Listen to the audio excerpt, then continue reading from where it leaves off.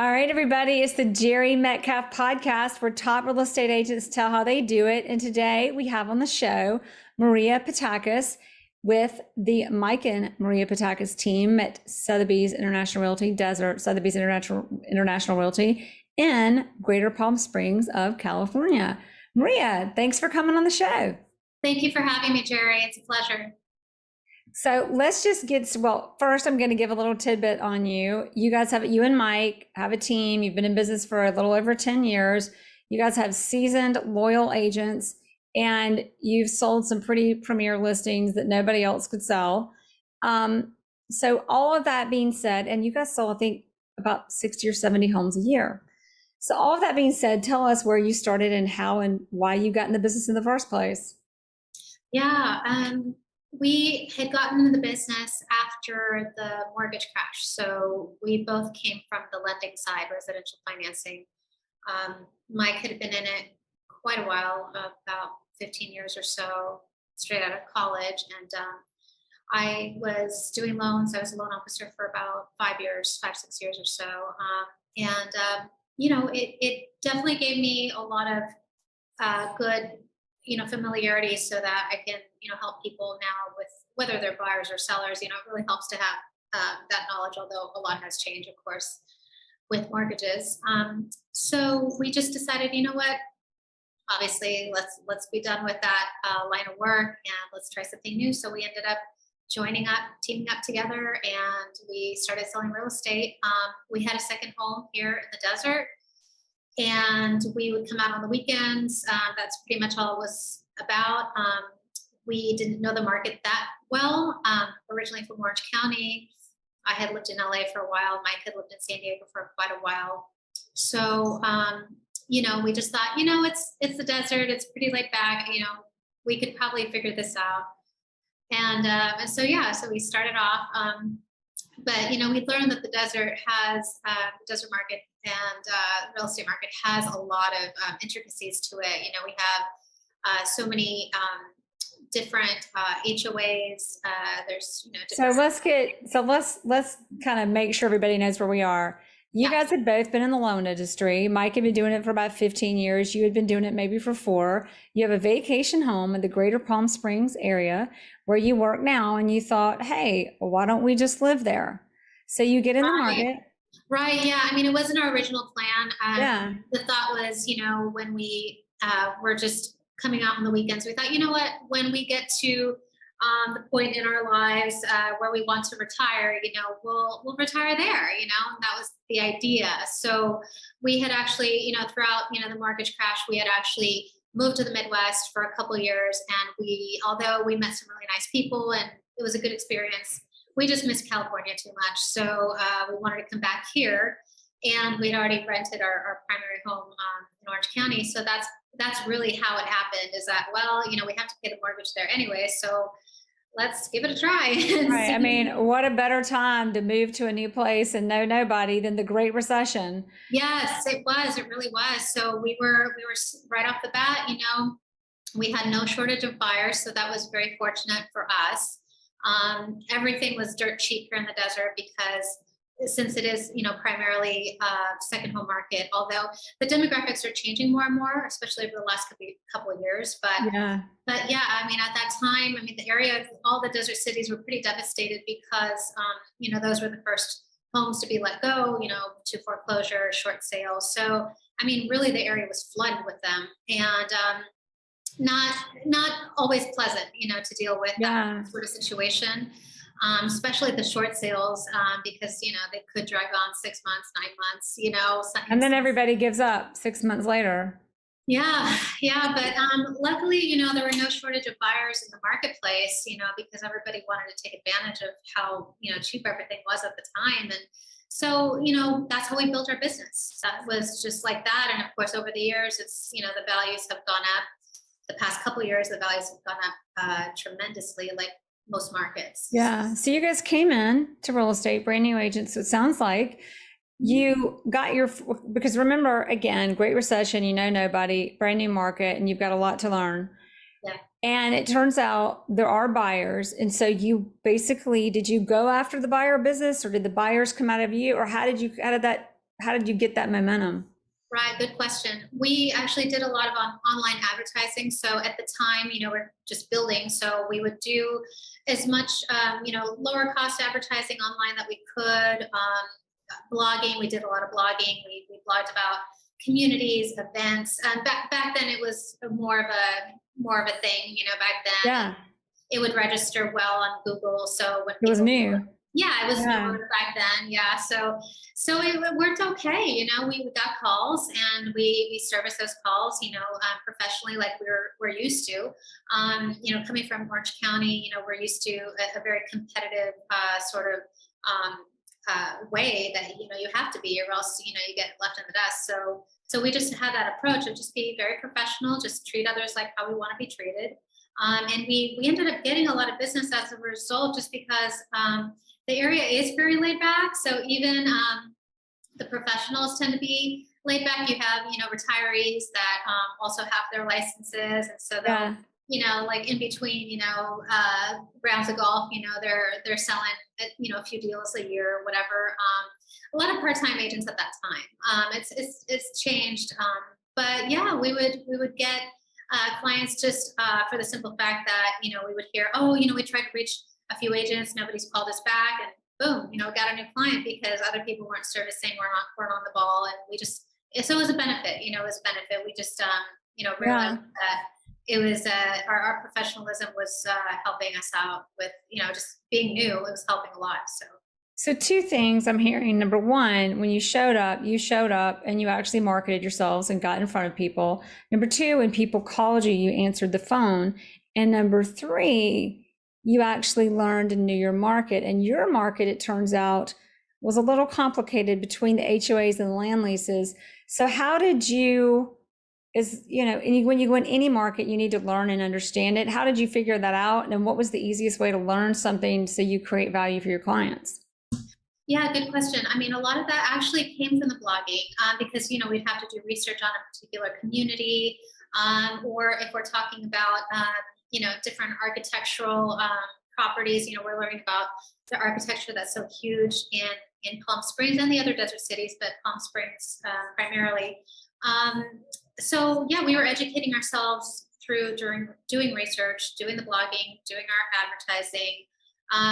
Yeah, I mean, it's the desert is, we thought, oh, it can't be that hard, because it's just laid back and it seems simple, but yeah, the market's very different. There is a lot of lease land in Palm Springs. There's like over 25,000 properties on lease land just in Palm Springs alone. And, other desert cities just have a ton of gated communities where it's actually hard to find properties that are not part of a gated community. So you have HOAs. Sometimes you have a country club that has several different HOAs within one country club. So you have to know, okay, which rules apply to which community, and this is a different HOA monthly than the other one, is, on the other side of development, so it's just all those things that we didn't anticipate. And we thought, okay, well, it's not as easy as we thought, but, we're figuring it out. So when you came into the market, what do you think, what was your biggest challenge? Because you were in mortgages, but that's not real estate. Right. Was it winning the business? Was it learning the business? Was it getting the deal? Well, that's winning the business, but what was that biggest challenge breaking into the business? Right. I guess I would say, getting the business. I mean, it was challenging at that time, because when you're new, you're just barely establishing your track record, and of course, most new agents start working with buyers like we did. So I guess at first it was probably, trying to get those listings might have been like the hardest challenge, because we were with one of those big box companies at the time. Of course, now we're with a, great, more of a boutique sort of thing. Even though we have a huge network, it still has that sort of boutique feel. But yeah, I mean, being with the big box, starting with a big box sort of brokerage, I mean, you're kind of just out there like flailing in the wind. You don't really get a whole lot of direction. You don't really get a whole lot of training. So it was just a matter of like, okay, well, how do we utilize, what we already know? I mean, we know how to work with clients. We know how to be professional. We know how to relate to people. I'm a people person, so I think that's helped me a lot because I it doesn't matter. Like I don't get intimidated about any particular situation or person. It could be, somebody that, has at the time, $100,000 property, or it could be somebody that's a billionaire and has, this multi-million-dollar mansion. I don't know. I think that's helped me a lot too, is that I don't ever get intimidated. Doesn't matter if, you're some CEO of a Fortune 500 company, or if you're, you're part of a cleaning crew. I mean, we provide that, that service and that luxury sort of feel, like at whatever price point. And I think that helped us a lot. And that helped us with, satisfying our clients' needs at the time. And then they would refer us clients. So they would refer, hey, my friend from Seattle or my friend from LA, they're looking for a home too, or they want to sell or whatever. And so that quickly we're able to get referrals early on. So that helped tremendously as well. So basically it was just good habits and good discipline. You broke into a market. Again, everybody, it was the Great Recession and you knew nobody, but you marketed yourself, you learned your market, and you answered the phone when people called. The advantage you had was that while you didn't know the market, everybody else in your market didn't really work hard. Yeah, no, and I'm not saying, I don't want to put it that way. No, I don't mean it. That was me. That was me, not you. Not you. Oh, yeah. I mean, but you're in a market where, right. There was a couple instances where we were getting that feedback, Yeah. So we thought, okay, great. We get to benefit, because somebody else is, just doing it part-time, or they're not taking it seriously. Exactly. Exactly. Yeah. So fast forward, now you've been in business for over 10 years. You've got some fabulous listings. One of them behind me that you guys sold, I think this was around, was it 3 million? This one? Yeah, yes, that's in Indian Wells Country Club.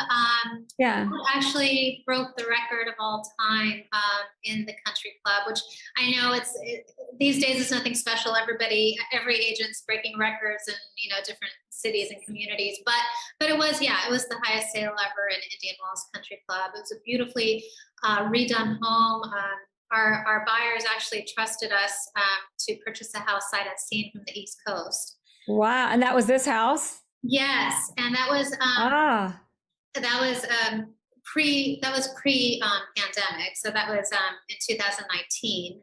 And then they were actually professional flippers back on the East Coast. So they were very knowledgeable. They knew exactly what to do. And that was their plan. They wanted to come, and the house was a disaster. It was a complete disaster. When they so breaking sales records before everybody was breaking sales records. Yeah. We're just thrilled because they hit it out of the park. We got them an excellent price on the purchase, and they just, they killed it on their sale. So yeah, we're just really happy for them. So new agents, fast forward now, sales record before everybody was breaking sales records. And by the way, the $19 million listing in the background on Mike's interview, and you've got a team. So tell us a little bit about, brand new, just grinding it, getting business. And now you fast forward 10 years later, what does it look like?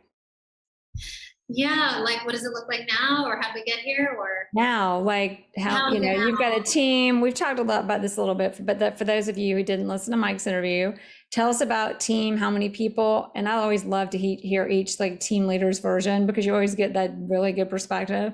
Like, what's the team structure? What does it look like? How do you guys run? Gotcha. We actually just added another agent. So we have 3 other agents aside from Mike and I.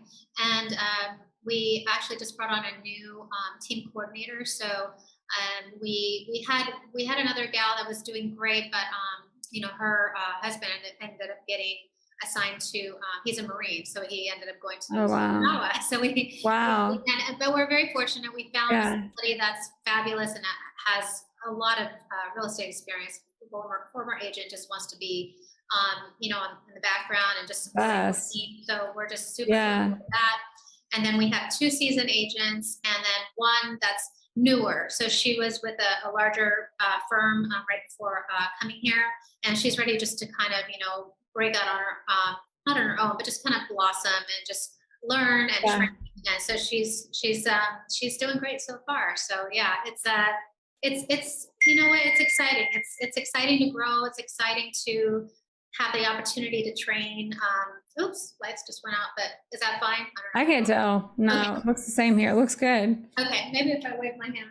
There you go. Oh, there it goes. Okay. Well, now I've got like hair in my face, so we'll fix everything. So you've got a team, you've got 2 seasoned agents, 1 new agent, and here's what I love: you've got an admin. I always say until you've been an agent, like they're great admins, but the admins who have been agents get it. So to get someone who's been an agent and they're just ready to be in administration, I mean, was that just luck, or how'd you pull that off? Yeah, I mean, we just got lucky. We placed an ad. He came to interview, and he's been fantastic. I mean, he's only been on the job not even a month and a half, and Wow. yeah, it's great. It's wonderful to feel supported by somebody that is just so knowledgeable. Yeah. So, yeah, it's great because it's freeing us up more, which is what we needed. Obviously we need to be out there, getting more business in. So it's definitely allowing us to get out there more, which I'm very grateful for. So in your team is for agents, I'm assuming the way you're talking about them, I know some teams, you find agents on the team are buyer agents. It sounds like your team is like most luxury teams. The agents on your team are agents, and you support the agents on your team to do all of their business. Is that like do they do listings, or do they just do buyers? No, they do. Yeah. So I guess our structures may be a little more unique. I mean, I know that a lot of teams in our area, and even within our local Sotheby's offices, all the production goes under like the team leaders. But we actually don't do it that way. So they can have their own listings. They don't have to just be only buyer's agents. They can have their own listings if they produce that seller, and will be like a co-list agent on there, with Yeah. and so we support in every way, and they do get credit. So they do get production credit. I don't know, we just feel like it gives them an opportunity to just own it more, just to service. It's all about servicing the client in the best way possible. So if they make that connection with that client, we want them to feel like they're going to get credit for it. Yeah, and to your point, if most of the agents on this show, most agents, and it seems in luxury, the agents on a team serve their business, and the team is supporting that. Versus you get other teams where, if you read like $1 Million Real Estate Agent, there are a lot of models where you've got team lead, they take all the listings and then they feed things out, and you only have buyer agents. So I always find it interesting just to find out a little bit about what everybody does. So you've got the one admin person, and what is his job? Some people, is it more on closing administration, listing administration, marketing, all 3? Or what are his real responsibilities versus what the agents take care of? Yeah, pretty much all 3. So he's handling, he's even TCing. I mean, we had another TC before, but he's doing some transaction coordinating as well. He's managing a file. He's, keeping everything like tight on, contingency dates. And I mean, he's just keeping us like all on track and in line. He helps with marketing. So he'll produce, certain social media pieces that, I'm requesting or an agent's requesting, helps with e-blast, so yeah, just kind of like all around. He's really great with everything. Nice. And do you guys have like a in the field guy that drops things off for clients, or is that what the agents do, or how does that work? Actually he can do that as well. And so we're now that he's getting a little bit settled in, we're actually going to be sending him out to do that type of stuff, just go out and do some little projects for us. So, and he was an agent, so he's actually like, some people come into that position to grow into being an agent, right? But that's what he likes to do. Yeah, he just prefers that. It seems like he's great. Out on ask him if he can clone himself and send his clone to Atlanta. I know, right? Nothing against my team. We're great. We're awesome. Yeah, I get it. No, right? Like how great is that? We feel really lucky. We do. We feel really lucky. But we're just grateful. We're just in a time now where, like most agents in most markets, I mean, we just feel really grateful for, just having the work. I mean, we know so many people in other industries that haven't been so fortunate. So it's just a blessing, and it's a blessing to be able to grow. And I mean, I just had actually a really positive showing just last week about that $19 million listing that we have, which That one took a couple of years to actually solidify. But it's a very exciting property. It's an architectural property. The engineering feat alone is impressive. I mean, it took a year to get the land ready to build, and it took 4 years to build the property. And it was built like a hospital. Actually, a builder that builds hospitals built it. So, I mean, the footings go down so far into the mountain, and it's anchored with like these like steel beams that go back out to the mountain behind. So like even if the big one hit, like it's like the most secure structure probably. So that's amazing. But so, yeah. So when you guys got in business, you had no listings, and now you've got a 19 million and a record breaker and several others. What did that look like winning that first listing? Like, how did you break through to that? And then how did you really figure out, because today you guys have done so much, you're out there, you have a reputation for selling properties that other agents can't sell. How did that transform? Right. We were always willing to welcome challenges. So I think that helped us a lot. We thrive on challenges. We just like to figure out like how to get something done. And obviously when the traditional ways are not working, then we're all about, the out of the box marketing. Pre-COVID, of course, we could do events and, advertise and have other, collaborative, work that we're doing with, maybe it was the local, having like a fancy car there, whether it was working with Tesla or Rolls-Royce, or depending on the property or something like that. We would just do creative stuff like that, and, just send really nice invitations. I don't know. We weren't afraid to, we were not wanting to throw money away, but we weren't afraid of not waste. We didn't think it was a waste, in other words. We felt like, okay, well, it's a little bit of a risk, but it's a calculated risk, and we want to do what others haven't. Years back, in the multi-million-dollar range, those properties in our market didn't really move well. So anything over 2 million, which now it's a different story, but anything over 2 million would sit on the market. And so it was very common to see the same properties marketed season after season, because it's seasonal here, right? So so every season for like 3 or 4 seasons, you'd see the same properties marketed, online and in magazines or whatever, because they just didn't sell. The market for those just wasn't strong. But it's the same properties. Here's what tell me if I'm off here, but it's the same properties marketed the same way. And then you come along and you market the same properties a different way so that they don't even look like the same properties. And it's a different way. And there you go. There's an impact. It's all about doing something different. Exactly. A lot of times it was a simple fix. Like, you know what, this property really needs to be edited. It needs to be decluttered, or, you need better photography. The photography is just not cutting it. You need just not, I'm still shocked to see that some agents are still using their iPhones to market it, iPhone photos to market a property. Right. But back then it was a lot more common. Back then it was less common even for agents to hire professional photographers, so, we were willing to do things that those other agents didn't do. It was just, taking it up like a few notches as far as quality. We're always about quality. So have the best photography, have it presented in its best light. A lot of the times the sellers didn't even know how their property was being marketed, and we would show them like, this photo here, it doesn't show off your living room. Like, we're sitting in here and it's so light and bright, and look how dark the photo is. And they're like, oh my gosh, I didn't even realize like how bad the photos look. They just had no communication with their agents, and I'm not saying every situation. Yeah. Sometimes, they weren't even aware. So yeah, so it's just, we weren't afraid to go out of the box, be creative, and luckily it's worked out. So. And evolved and transformed your life and your business.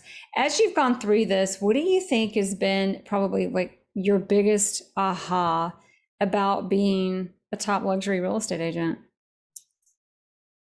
That it's just life, we're just not.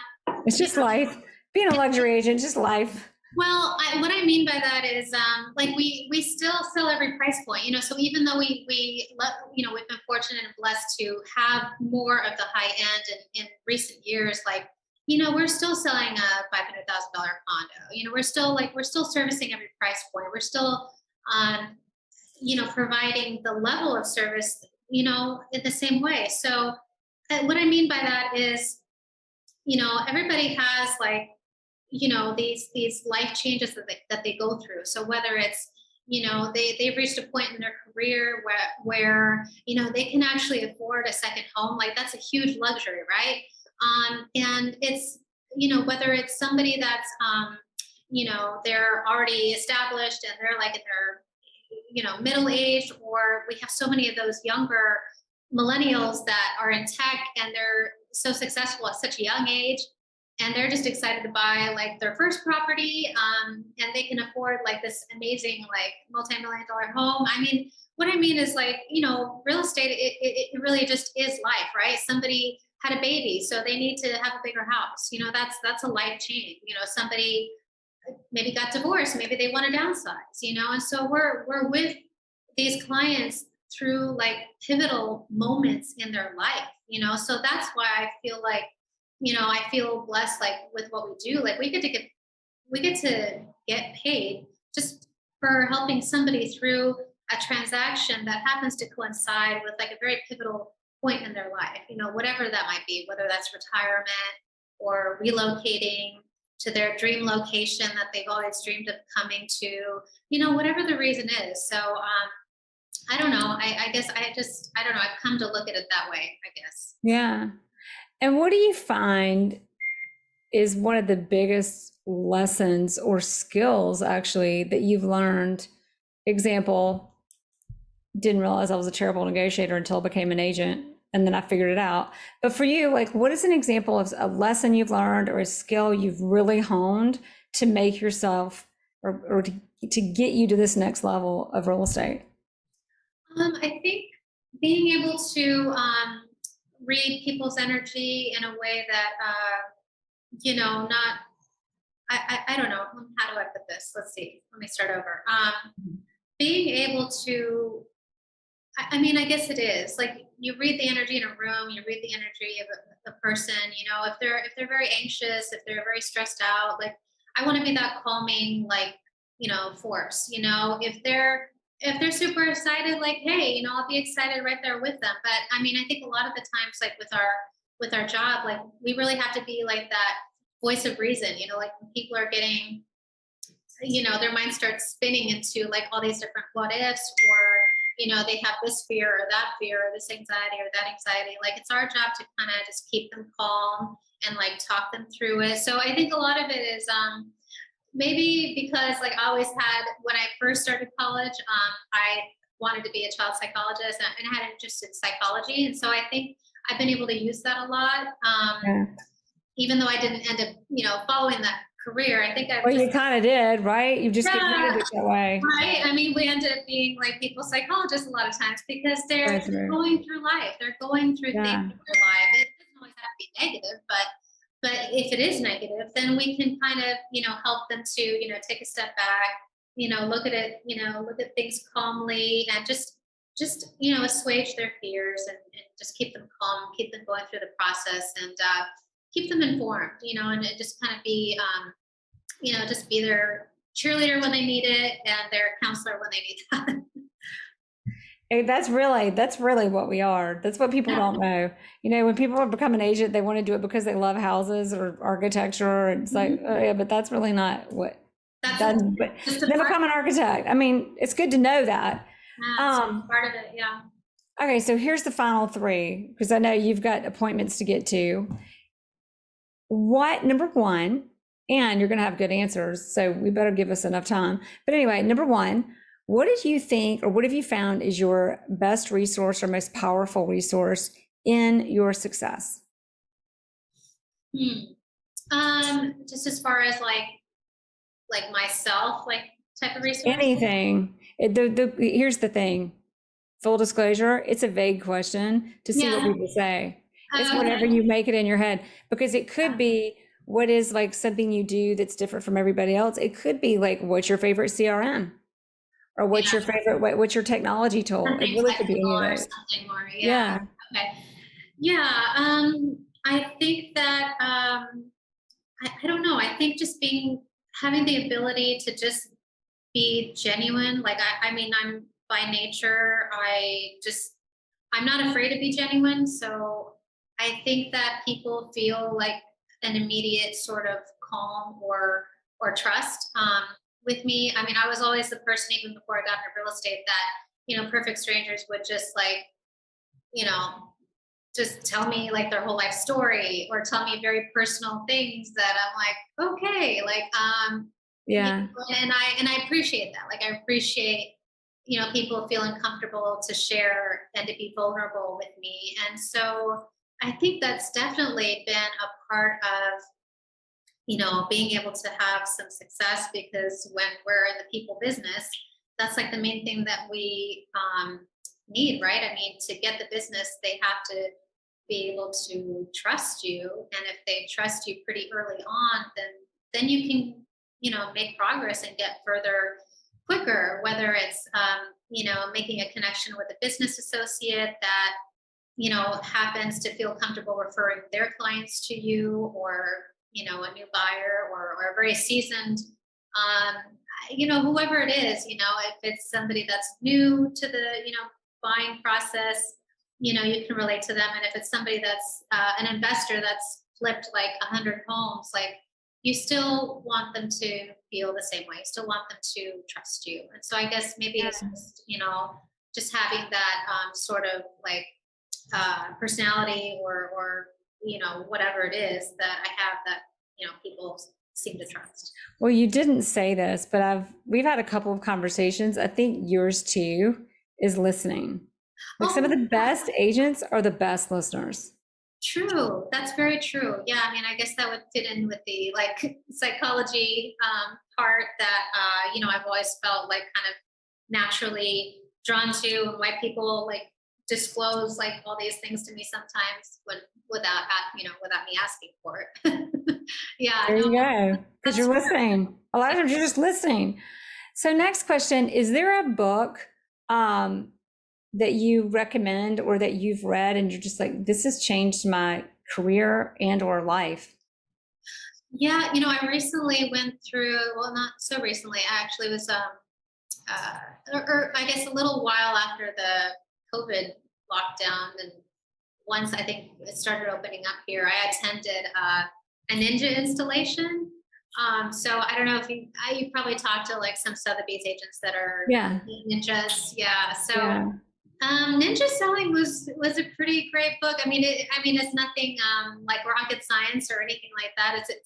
It's fairly simple, but very very effective. And I love that it's an approach that it just resonates with me, because it's an approach that, I mean, some things I was already doing just intuitively, or just as it's part of my personality. But I learned a lot about how to be more proactive in a non-pressure way.